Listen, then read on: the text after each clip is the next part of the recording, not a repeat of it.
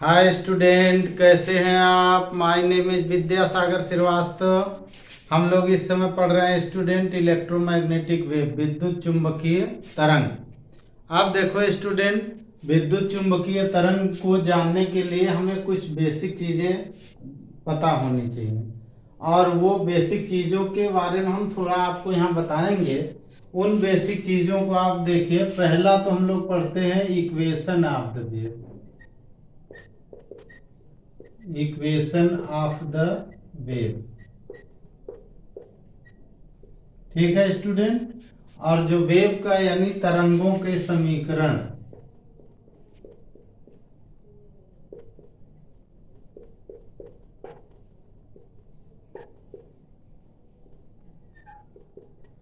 आप देखो स्टूडेंट, तरंगों के समीकरण हम लोग जो अभी तक पढ़ते थे, वो हम लोग समीकरण होता था y is equal to A sine omega T और माइनस के एक्स पढ़ते हैं। ठीक है स्टूडेंट। इसमें ओमेगा क्या है स्टूडेंट, आप तो अलग अलग से लिखें तो y हमारा होता है डिस्प्लेसमेंट, डिस्प्लेसमेंट यानी विस्थापन।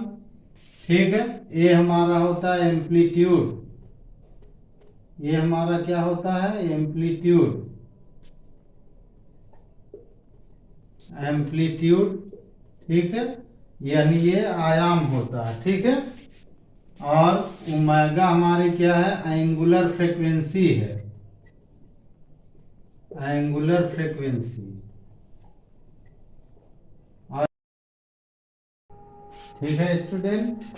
और डिस्प्लेसमेंट को हम लोग कहते हैं विस्थापन, वो तो आप जानते ही हैं, अब हिंदी वाले भी समझ चुके हैं। एम्पलीट्यूड को हम लोग आयाम कहते हैं। ठीक है। और इसको हम लोग कहते हैं कोणीय आवृत्ति, कोणीय आवृत्ति। ठीक है स्टूडेंट। और इसकी वैल्यू जो होती है omega is equal to 2 pi upon T होता है। ठीक है। टी मीन्स है टाइम पीरियड, यानी टाइम पीरियड। ठीक है। और टाइम पीरियड मीन्स है आवर्तकाल।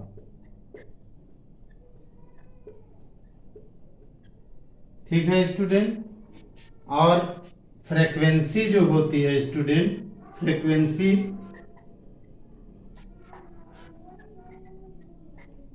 फ्रीक्वेंसी जो होती है यानी आवृत्ति।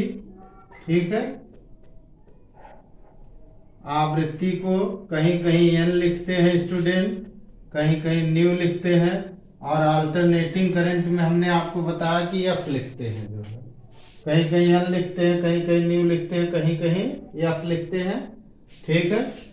इसमें हम लोग न्यू और एन लेकर इसमें चलेंगे। तो अगर हम इनके टर्म में ओमेगा को देखें स्टूडेंट, तो पहले टाइम पीरियड से रिलेशन देखें तो t जो होता है t is equal to 1/n होता है, t is equal to 1/n होता है, या n is equal to 1/t होता है। ठीक है। इसको n की जगह न्यू आप लिख सकते हैं, n की जगह न्यू लिख सकते हैं, यानी इसको ऐसे भी लिख सकते हैं new is equal to 1/t, दोनों एक ही हैं। ठीक है। अब देखो स्टूडेंट, यहाँ देखो 1/t की वैल्यू यहाँ क्या है, यहाँ देखो क्या यूज हो रही है, न्यू यूज हो रही थी, हम न्यू भी लिख सकते हैं। और यहाँ से 1/t की वैल्यू लिखें तो n लिख सकते हैं, यानी हम लोग ओमेगा को ऐसे भी लिख सकते हैं 2 पाई n लिख सकते हैं, या ओमेगा को हम लोग ऐसे भी लिख सकते हैं 2 पाई न्यू। ठीक है स्टूडेंट। इलेक्ट्रोमैग्नेटिक वेव लाइट का मैटर होता है, लाइट में न्यू ये यूज होता है, तो जानिए आप दोनों, लाइट में इसका यूज होता है। ठीक है स्टूडेंट। अब देखो स्टूडेंट, और हमने फार्मूला आपको बताया speed of the wave, speed of the wave जो पीछे आप पढ़ चुके हैं। स्पीड ऑफ द वेव यानी तरंग की चाल का फार्मूला, तरंग की चाल का फार्मूला उसमें हम दो फार्मूले आपको बताएंगे स्टूडेंट। उसमें एक तो आपने पढ़ा है v is equal to N lambda पढ़ा है, इसको यहाँ पर हम लोग ऐसे लिखेंगे v is equal to nu lambda लिखेंगे। ठीक है स्टूडेंट। और एक हमने आपको पढ़ाया है v is equal to omega upon के पढ़ाया हुआ है। के यहाँ लिखा हुआ है, देखो student, v is equal to omega upon के एक हमने पढ़ाया हुआ है। अब देखो स्टूडेंट, ये किसी भी मीडियम में होगा तब ऐसा होगा, ठीक है। लेकिन हम लोग जब इलेक्ट्रोमैग्नेटिक वेव पढ़ेंगे तो उसमें ओमेगा अपान के का हम लोग सी पढ़ेंगे जब वैक्यूम में होगी, ठीक है। फॉर इलेक्ट्रोमैग्नेटिक वेव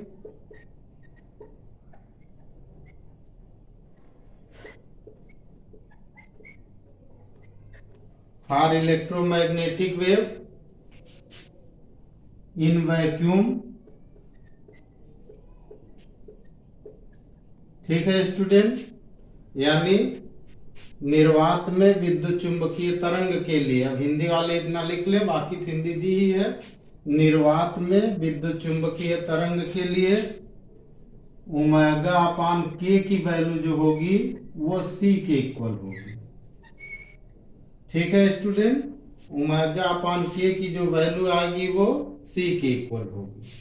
अब देखो स्टूडेंट, हमने आपको वेव का इक्वेशन बताया, y is equal to A sine omega T minus के एक्स बताया, ठीक है स्टूडेंट। इससे आपको ये तो मालूम है कि यहाँ वेव जो है वो एक्स डायरेक्शन में जा रही पॉजिटिव, ठीक है। यानी वेव का जो मोशन है प्लस एक्स की डायरेक्शन में है, तो इसमें क्या है, direction of wave, direction of wave, ठीक है, प्लस एक्स है, ठीक है।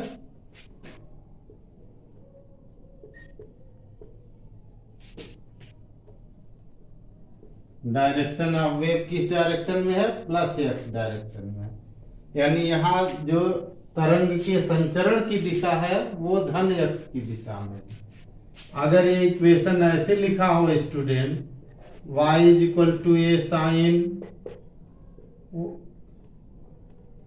Sign K X minus omega T लिखा हो, ऐसे अगर लिखा होगा स्टूडेंट, तो अब यहाँ ये प्लस हो गया तो इसका मतलब इसकी डायरेक्शन माइनस का एक्स हो गई। इसकी डायरेक्शन जो होगी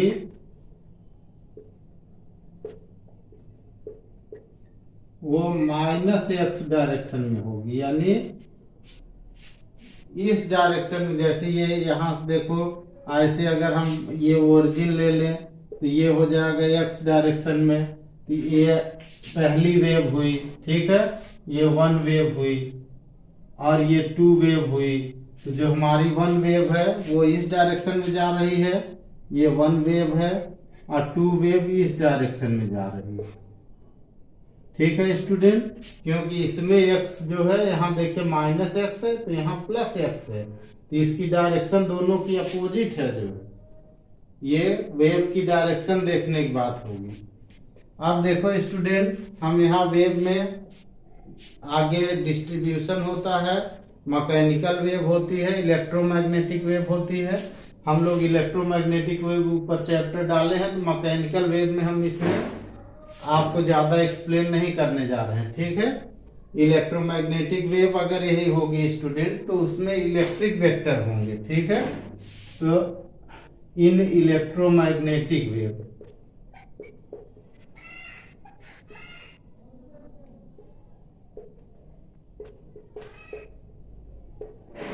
ठीक है, इलेक्ट्रोमैग्नेटिक वेव जब होगी स्टूडेंट, तो जो इलेक्ट्रोमैग्नेटिक वेव इसमें चल रही है उसका जो इलेक्ट्रिक वेक्टर होगा स्टूडेंट, इलेक्ट्रिक फील्ड वेक्टर इसको लिखते हैं, इलेक्ट्रिक फील्ड वेक्टर, ठीक है। वैद्युत क्षेत्र सदिश इसको लिखते हैं, वैद्युत क्षेत्र सदिश,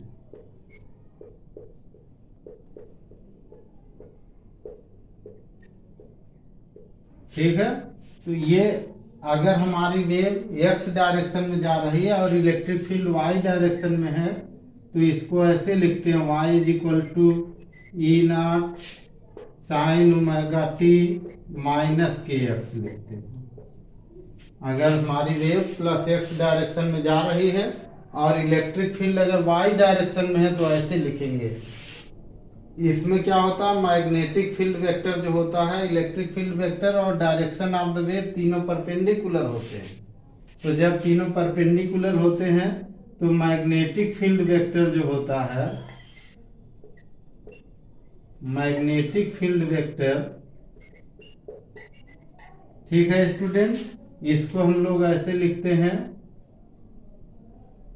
BZ लिखेंगे। जब यहाँ ये y है तो ये z होगा, B not sine omega T minus के एक्स है। बिल्कुल देखिए जो वेव का इक्वेशन हो रहा है, इलेक्ट्रोमैग्नेटिक वेव के वेक्टर्स के जो इक्वेशन है बिल्कुल इन्हीं की तरह है। देखिए ऐसे, यानी इलेक्ट्रिक फील्ड का जो एम्पलीट्यूड है ई नॉट, ये मैग्नेटिक फील्ड का एम्पलीट्यूड है, ठीक है। और इनका एक और रिलेशन होता है, ठीक है। अगर हम dE अपॉन dx निकालें, ठीक है, तो ये ग्रेडियंट हुआ एक तरह से इलेक्ट्रिक फील्ड का अलोंग टू एक्स एक्सिस। और अगर हम rate of change in magnetic field निकालें तो ये इसके इक्वल होता है dV अपॉन dt। ये हम लोग भी आगे यूज करेंगे स्टूडेंट। ये इलेक्ट्रोमैग्नेटिक वेव का रिलेशन बनता है, dE upon dx is equal to minus dV upon dt। ये हम लोग आगे यूज करेंगे। अब इधर y होगा तो इधर z होगा, ये चीज बनी रहेगी, इसमें कोई चेंजिंग नहीं होगी।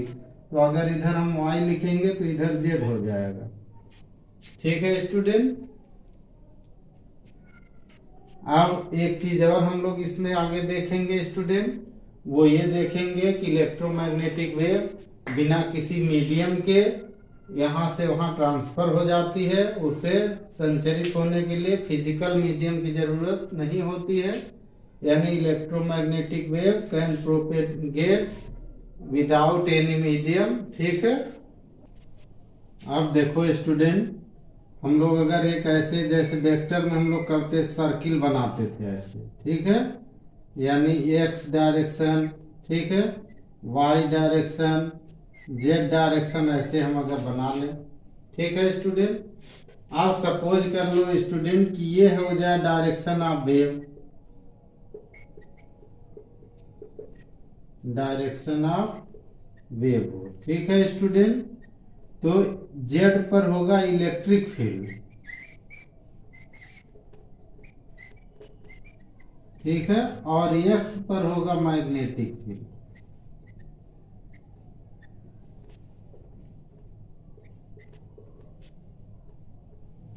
ठीक है स्टूडेंट। अगर हम लोग ऐसे एक सर्किल बना लें, देखो तो इस सर्किल से हम ऐसे चेंज कर सकते हैं। मान लीजिए y पर हो गई, अगर वेव की डायरेक्शन हो गई, direction of wave y axis पर हो गया तो z एक्सिस पर इलेक्ट्रिक फील्ड होगा और x एक्सिस पर मैग्नेटिक फील्ड होगा उसका। इसका ऐसे अगर हम टर्न करा दें, देखो z एक्सिस पर अगर हो जाए हमारी डायरेक्शन ऑफ वेव और इलेक्ट्रिक फील्ड x एक्सिस पर होगा और मैग्नेटिक फील्ड y एक्सिस पर होगा, यानी ये तीनों चलेंगे ऐसे ही सर्किल के हिसाब से। आप जहां भी इलेक्ट्रोमैग्नेटिक वेव लगाएंगे इस सर्किल को ध्यान रखेंगे तो आप डायरेक्शन, इलेक्ट्रिक फील्ड और मैग्नेटिक फील्ड का इक्वेशन आप आराम से लिख सकते हैं। जैसे देखिए यहाँ जब डायरेक्शन ऑफ y होगी तो x की जगह y हो जाएगा, यहाँ z हो जाएगा और यहाँ x आ जाएगा, ठीक है, और यहाँ y हो जाएगा, ठीक है।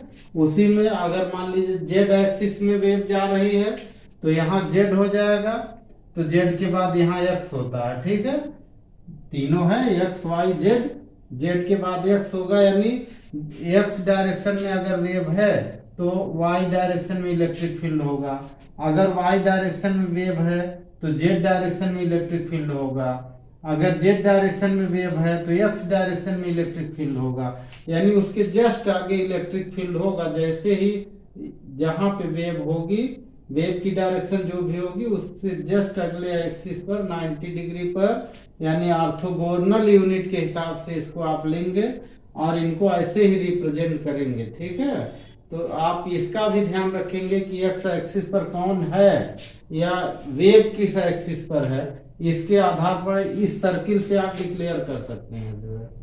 ठीक है, जैसे यहाँ अगर वेव है जेड एक्सिस पर वेव होगी तो यहाँ जेड लिखा होगा, तो जेड के बाद एक्स एक्सिस पर देखिए वेव है ये, तो उसके बाद इलेक्ट्रिक फील्ड होगा।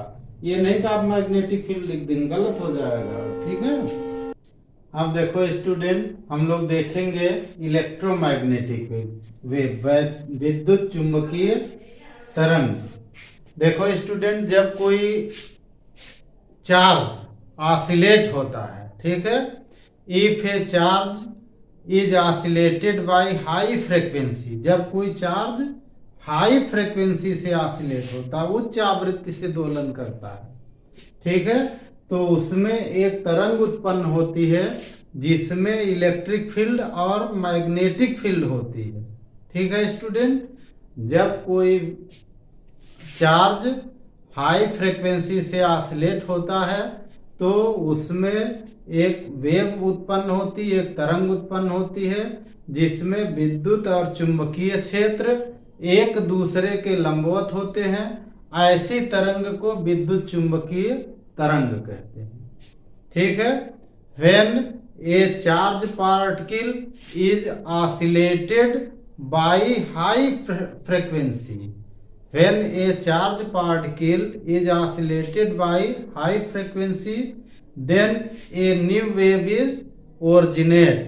ठीक है, in this wave electric field vector and magnetic field vector are perpendicular to each other, this wave is known as electromagnetic wave।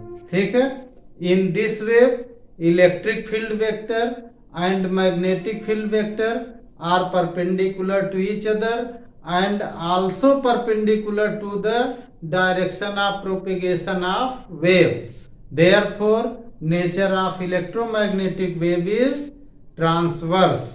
ठीक है स्टूडेंट, जब कोई आवेश उच्च आवृत्ति से दोलन करता है तो उससे एक नई तरंग उत्पन्न होती है। इस तरंग में विद्युत वेक्टर और चुंबकीय क्षेत्र वेक्टर एक दूसरे के लंबवत होते हैं तथा यह तरंग संचरण की दिशा के भी लंबवत होते हैं। ठीक है, इस कारण इन तरंगों की प्रकृति अनुप्रस्थ होती है। ऐसी तरंगों को विद्युत चुंबकीय तरंग कहते हैं। ठीक है स्टूडेंट, यानी इनमें कौन कौन होंगे? Electric field vector, magnetic field vector.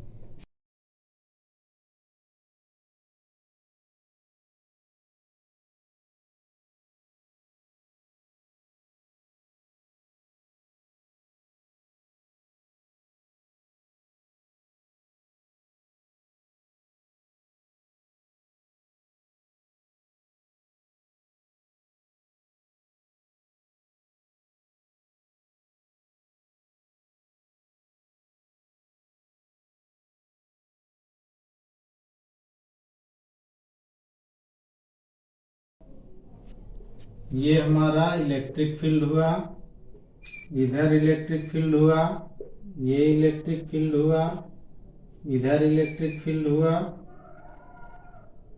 ये हमारा मैग्नेटिक फील्ड हुआ, ये हमारा मैग्नेटिक फील्ड हुआ, ये हमारा मैग्नेटिक फील्ड हुआ, ये हमारा मैग्नेटिक फील्ड हुआ। अब इसमें देखो स्टूडेंट, जो बीच वाला ठीक ऐसे आता है, इसको मैं इधर कर दे रहा हूं। ठीक,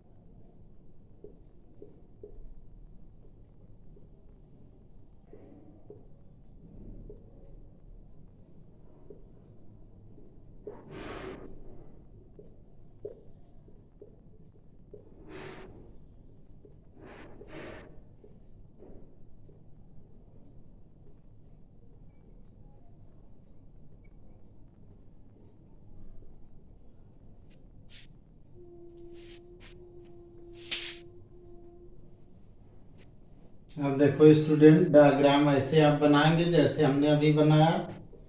इसमें इधर देखिए स्टूडेंट, इलेक्ट्रिक फील्ड है तो इसके जस्ट अपोजिट में नीचे की तरफ मैग्नेटिक फील्ड है। यहाँ मैग्नेटिक फील्ड है तो इसके जस्ट अपोजिट नीचे की तरफ इलेक्ट्रिक फील्ड है। वही पोजीशन इधर भी है और वही इधर भी है। एक चीज इसमें होता है स्टूडेंट, वो ये होता है कि इलेक्ट्रिक फील्ड और मैग्नेटिक फील्ड साथ साथ पीक पर पहुंचते हैं। यानी जब इलेक्ट्रिक फील्ड पीक पर होगा तो मैग्नेटिक फील्ड भी पीक पर होगा। ठीक है स्टूडेंट। और इनके प्रोपेगेशन की डायरेक्शन इधर एक्स डायरेक्शन की बनी हुई है। देखिए वेव इधर जा रही है स्टूडेंट, एक्स डायरेक्शन की। ठीक है। और वाई और जेड पर मैग्नेटिक फील्ड दोनों चेंज होते जा रहे हैं। देखिए स्टूडेंट, यानी अगर वाई एक्सिस पर इलेक्ट्रिक फील्ड है तो जेड एक्सिस पर मैग्नेटिक फील्ड होगा। ये चेंजिंग बनी हुई है इसमें। यहाँ देखिए Z axis, Z axis, Z axis, Z axis, यानी जेड एक्सिस पर मैग्नेटिक फील्ड यहाँ बना हुआ है। वाई एक्सिस पर इलेक्ट्रिक फील्ड, वाई एक्सिस पर इलेक्ट्रिक फील्ड, वाई एक्सिस पर इलेक्ट्रिक फील्ड, यानी तीनों एक दूसरे के परपेंडिकुलर हैं। कौन कौन? Magnetic field, electric field and direction of propagation of the wave. इसका मतलब कि जो इसका नेचर है वो अनुप्रस्थ है, यानी ट्रांसवर्स नेचर है। हम लोग इलेक्ट्रिक फील्ड का इक्वेशन लिखते हैं स्टूडेंट।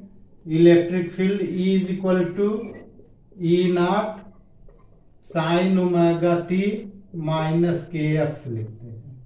जब वेव एक्स डायरेक्शन में जा रही होगी तो उसका इक्वेशन यही होता है, अभी पीछे हमने बताया। ठीक है। इसके मैग्नेटिक फील्ड का हम लोग इक्वेशन लिखते हैं B is equal to B0 sine omega T minus के एक्स लिखते हैं।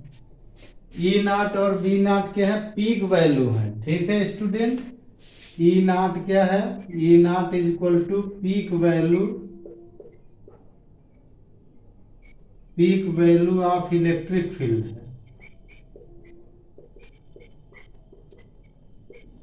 ठीक है। E0 क्या है? Peak value of electric field, यानी वैद्युत क्षेत्र का शिखर मान है। वैद्युत क्षेत्र का शिखर मान।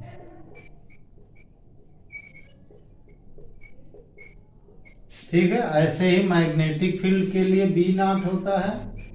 B0 किसका पीक वैल्यू है? मैग्नेटिक फील्ड का peak value of magnetic field, peak value of magnetic field. ठीक है। हिंदी वाले इसी से लिख लेंगे। ठीक है। चुंबकीय क्षेत्र का शिखर मान। आप देखो स्टूडेंट, इसमें क्या होता है कि दोनों साथ साथ पीक वैल्यू पर पहुंचेंगे, दोनों साथ साथ पहुंचेंगे। और इसमें क्या होता है कि इनका जो रेशियो होता है E अपान बी, E अपान बी ये कांस्टेंट होगा। ठीक है। ये E0 अपान B0 के इक्वल होगा। और ये वैल्यू जो आएगी वो होती हमारी स्पीड ऑफ वेव, ये स्पीड ऑफ वेव होती है। ठीक है स्टूडेंट, यानी तरंग की चाल होती है इलेक्ट्रिक फील्ड अपान मैग्नेटिक फील्ड का रेशियो। ठीक है। हम देखो स्टूडेंट, हम लोग E और B में रिलेशन निकालेंगे। ठीक है। देखो स्टूडेंट, हम लोग E और B में रिलेशन निकालेंगे। अभी हमने इलेक्ट्रिक फील्ड का इक्वेशन क्या बताया स्टूडेंट? वी नो दैट से शुरू करेंगे आप। ठीक है। वी नो दैट मतलब हम जानते हैं कि, क्या आप जानते हैं? Equations of electric field and magnetic field in a wave. ठीक है। Equations of electric field and magnetic field